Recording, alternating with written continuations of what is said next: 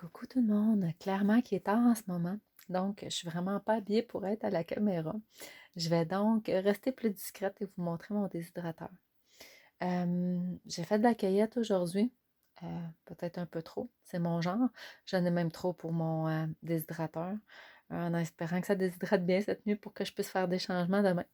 Je vais juste vous montrer un petit truc que j'ai fait. Ça, il a déjà commencé à déshydrater. C'est de la pulpe de céleri. Donc, j'ai broyé du céleri dans mon robot culinaire. Ça va venir, je vais mettre ça en poudre quand il va être séché, puis ça va venir me faire un assaisonnement. J'ai la même chose, mon deuxième plateau ici, mais avec de la fleur d'ail.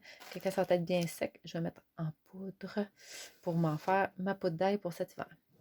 Là, regardez-moi l'abondance et ce n'est que le début de la calendule en quantité industrielle. J'adore ça, j'adore ça.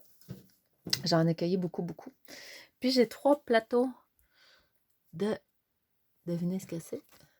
La grosse. De plantain. Donc, pour expérimenter cet hiver mes macérats, mes huiles de plantain. Donc, ici aussi, je vais venir insérer le plateau de guimauve.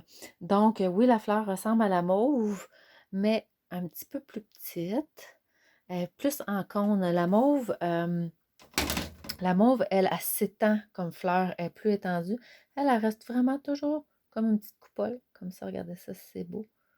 Donc, la guimauve, souvent, je donnais ça, moi, en glycérée de la clé des champs, là, à mes enfants quand ils étaient petits, au niveau de la gorge. Ça vient jouer la feuille, là. C'est doux, doux, doux, doux, doux. Donc, celles-ci vont être utilisées fort probablement en tisane. On verra. Là, pour l'instant, c'est l'abondance. Donc, je suis en mode de déshydratation, puis par la suite, on verra tout ce qu'on va faire avec ça. Là, c'est comme pas évident parce que le plantain, c'est très épais, donc de mettre mes plateaux comme ça.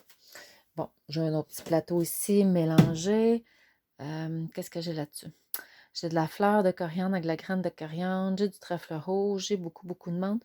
Une petite affaire de camomille, fait que la camomille à suivre, on va en avoir plus bientôt. Et là, j'ai un autre plateau à venir insérer et c'est lui que je voulais vous montrer. C'est de la feuille de tilleul. Je vous ai déjà montré la fleur que je cueillais. Je voulais vous montrer la différence. J'ai été chanceuse, j'ai eu un tilleul aujourd'hui qui avait des drageons toutes jeunes, donc j'ai la feuille ici comme au printemps. Vous voyez, mais on voit mes doigts au travers, fait qu'au printemps, elle est comme ça, toute en transparence. C'est facile à reconnaître parce que c'est juste elle qui est comme ça. Le même là est un petit peu plus épaisse. Là, au printemps, elle est vraiment mince, mince, mince, transparente. J'en ai-tu une autre ici? Ici, elle est assez transparente aussi.